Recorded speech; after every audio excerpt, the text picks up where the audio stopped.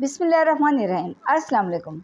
मैं हूं अफशा राना और आप देख रहे हैं आपका अपना channel style fix with Afsha के हॉरर सेगमेंट यानी कि संडे स्पेशल में।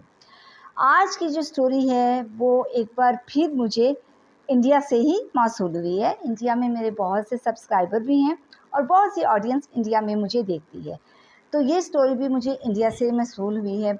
और ये स्टोरी भी एक बहुत ही हॉरर और जिसको कह सकते हैं कि full of mystery, full of thrill, बहुत खौफनाक कहानी है। इस लिहाज से खौफनाक कहानी है, तो जब हम पास्ट में जाते हैं, माजी में जाते हैं, तो हमारे पास्ट में कहीं ना कहीं कोई ना कोई एक ऐसा दास्तान, कोई ऐसा इंसिडेंट, कोई ऐसी कहानी ज़रूर होती है जो मुद्दतें गुजर जाने के बावजूद भी हमारे जहन में के कैनवस में हमेशा के लिए अपनी एक छाप छोड़ जाती है। और उसकी वो यादें, उसकी वो झलक, चाहे कितना भी वक्त क्यों ना गुजर जाए, कहीं ना कहीं वो ज़रूर जहन के कोने में मौजूद रहती है। और ये जो स्टोरी है ये इंडिया के शहर दिल्ली से मुझे पूजा ने भेजी है। ये पूजा के बचपन की स्टोरी है जो वो आज हमारे साथ शेयर कर रही है। कोशिश ये मैं करूँगी कि इस स्टोरी को मैं पूजा के ही स्टाइल में आपके साथ शेयर कर सकूँ। तो स्टोरी को शुरू करने से पहले, वीडियो को स्टार्ट करने से पहले आपसे रिक्वेस्ट है कि अगर आप मेरे चैनल पे नए हैं तो चैनल को सब्सक्राइब कर दें और वीडियो को लाइक और शेयर करना ना भूलेगा। तो चलते हैं स्टोरी की तरफ। Let's get started.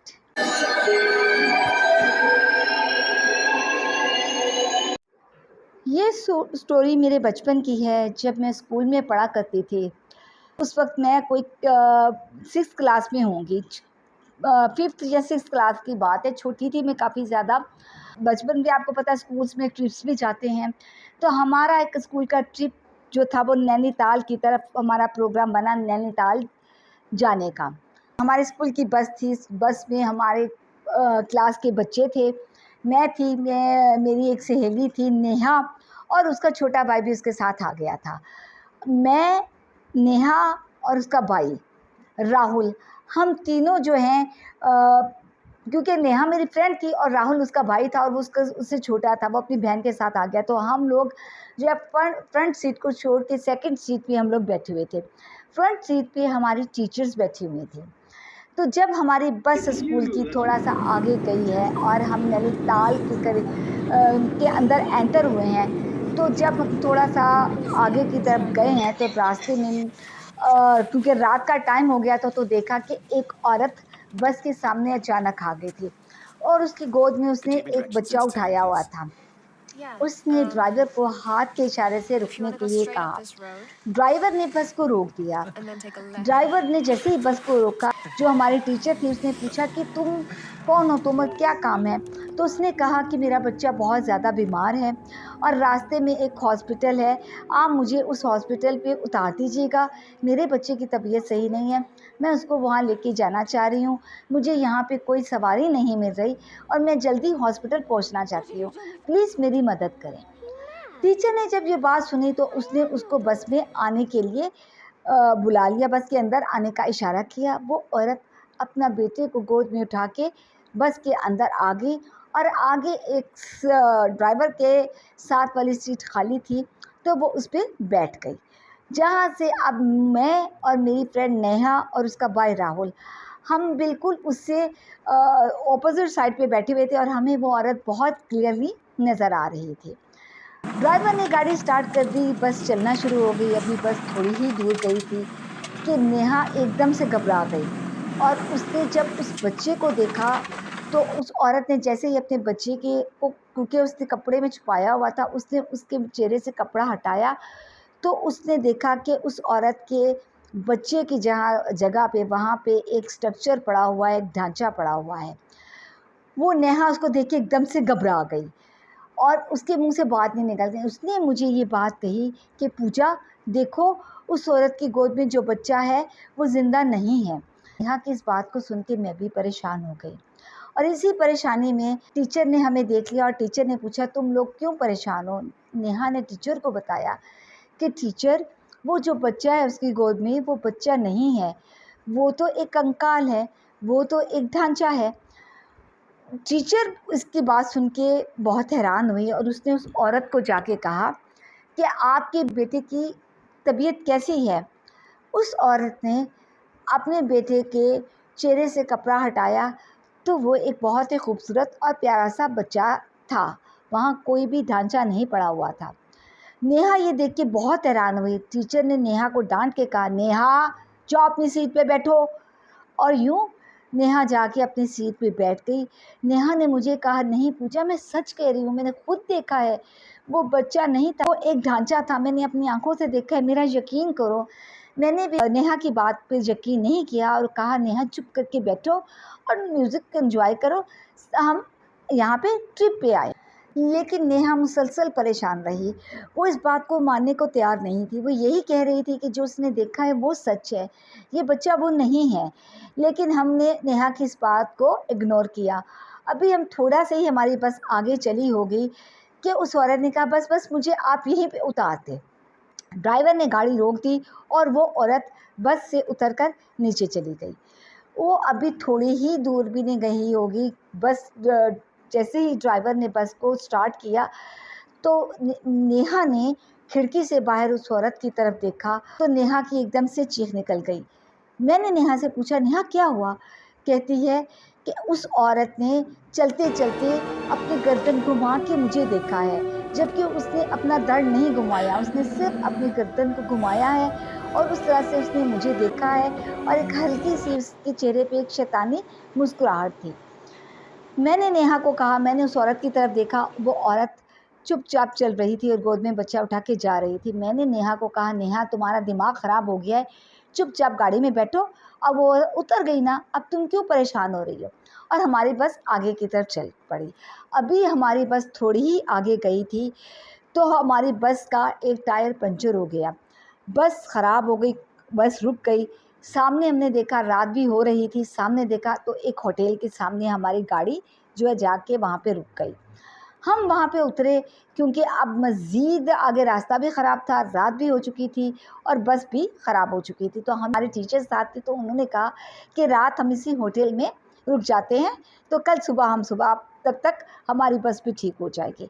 तो हम उस होटल के लिए हमने वहाँ उसके अंदर आ गए। मैं, नेहा और राहुल, हम एक रूम हम लोगों ने ले लिया। जैसे ही हम उस रूम के अंदर गए तो वहाँ पे, क्योंकि एक नेहा के वो औरत उसके बच्चे के हाथ में एक खिलौना था। वो खिलौना जो है वो नेहा के भाई ने पकड़ा हुआ था।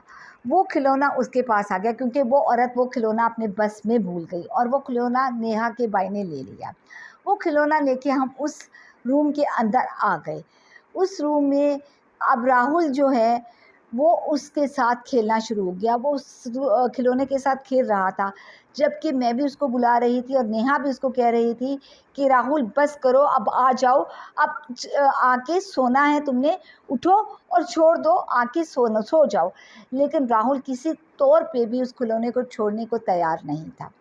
वो मुसलसल उस खिलौने से खेले जा रहा था और हमारी बातों को इग्नोर किए जा रहा था। राहुल से ये बात कर ही रही थी, उसको कह रही थी कि अचानक उससे खिड़की के बाहर किसी के चीखने की, किसी की बहुत खौफनाक आवाज़ सुनाई थी। हमने जल्दी से खिड़की का कर्टन उठा के बाहर देखा तो बाहर कुछ भी नहीं था।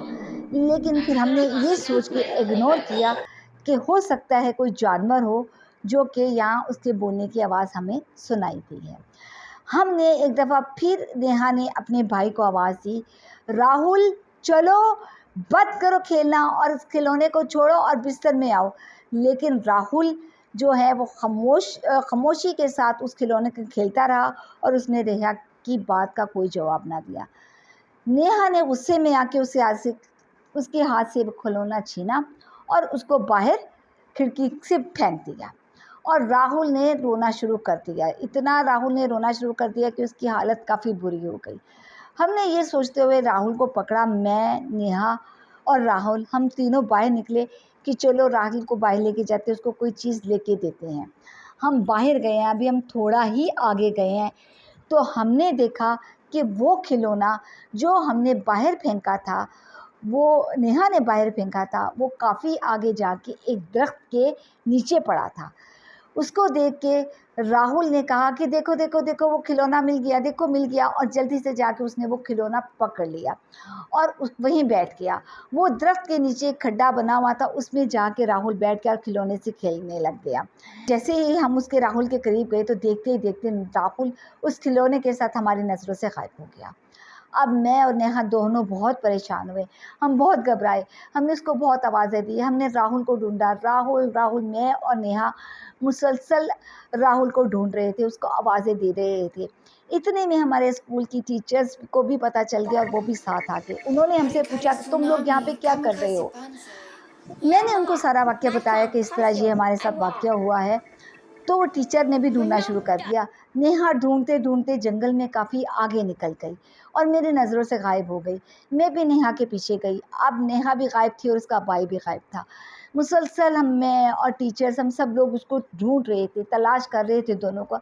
हमें उनकी ना तो आवाज़ सुनाई दे रही थी, ना ही हमें दूर तक कहीं वो दिखाई दे रहे थे।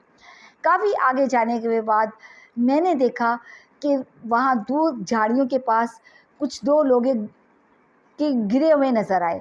जब हमने उनके पास जाके देखा तो वो राहुल और नेहा थे। जब टीचर ने उनको देखा तो वो दोनों मर चुके थे। यानी कि राहुल और नेहा दोनों की डेथ हो चुकी हुई थी। इस सिचुएशन को देख के हम सब लोग बहुत घबराए, टीचर्स भी घबराई, सब लोग बहुत घबराए और डर के मारे हमारा बुरा हाल हो गया। इतने में ही वहाँ से कुछ लोग आए और उन्होंने आके ये बताया, जब उन्होंने देखा कि 2 बच्चे मरे हुए हैं, तो वो भी जंगल के हिस्से पे, तो उन्होंने, हम समझे शायद कि किसी जंगली जानवर ने उन पे हमला किया है या किस वजह से उनकी डेथ हुई है।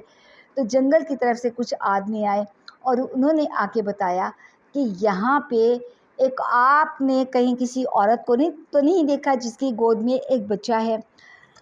टीचर्स ने कहा कि हाँ, कोई एक औरत थी, उसका बच्चा बीमार था, हमें वो रास्ते में बस में मिली थी और हमने उसको यहाँ पे उतार दिया था। उसका बच्चा बीमार था, वो रास्ते में उतर गई थी।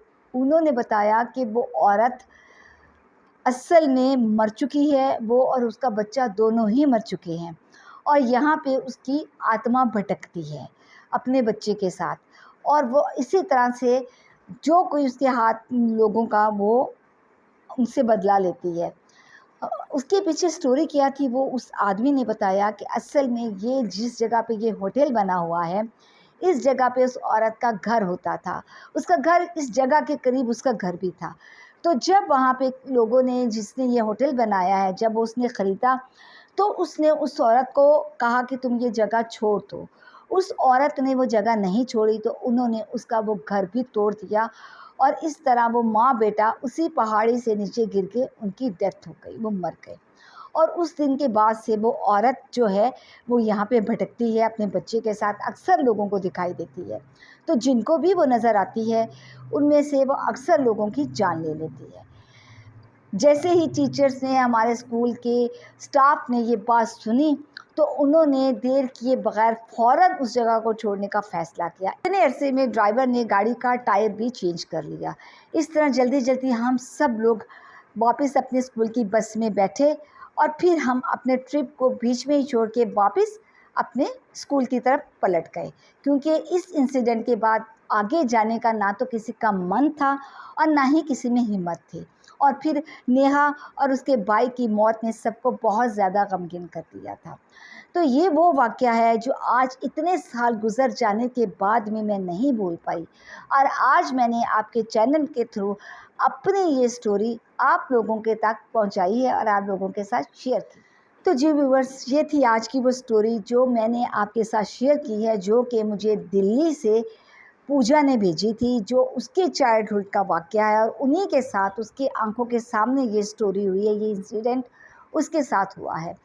अब आपने मुझे अपने कमेंट्स में बताना है कि इस स्टोरी में कितनी रियलिटी है। जहाँ तक मेरी बात है, मुझे इसमें रियलिटी लगती है, क्योंकि इस तरह के वाक़यात होते हैं। अब मैं ये नहीं कह सकती कि ये उसकी आत्मा है या वो बच्चा और वो माँ दोनों मर चुके थे और उनकी रूहें आत्माएँ भटक रही हैं। हो सकता है वो कोई चुड़ैल हो सकता है वो कोई आसेब हो, कोई भी वो चीज़ हो सकती है, क्योंकि इस तरह के इलाकों में ये चीज़ें होती हैं और इस तरह के वाक़यात होते हैं। और जैसे हम मज़ीद पीछे जाते जाए, जितना वक़्त आप पीछे जाएँगे, आपको इस तरह के अक्सर वाक़यात मिलते हैं। और ये पहाड़ों पे स्पेशली तो ये चीज़ें बहुत होती हैं, वो पाई जाती हैं, क्योंकि ये रहती ही वीरानों में है, कब्रिस्तानों में, वीरानों में, अंधेरों में, ऐसी जगहों पे जहाँ पे लोगों का आना-जाना कम होता है, वहाँ पे ये चीज़ें बहुत ज़्यादा पाई जाती हैं। तो ये आज की स्टोरी थी, जो उम्मीद करती हूँ कि आपको अच्छी लगी होगी। अच्छी लगी हो तो प्लीज़ लाइक कर दिया करें, और अपने कमेंट्स में भी आप बताया करें कि आपको ये स्टोरी कैसी लगी और आपका क्या है एक्सपीरियंस या क्या ओपिनियन है इस स्टोरी के बारे में। तो आप मुझे इजाज़त दीजिए, इंशाल्लाह ताला आपके साथ नेक्स्ट संडे में एक और अच्छी दिलचस्प स्टोरी के साथ मुलाकात होती है। तब तक आपने अपना बहुत सा ख्याल रखना है और मेरी वीडियोज़ को देखते रहना है। टेक केयर, अल्लाह हाफ़िज़।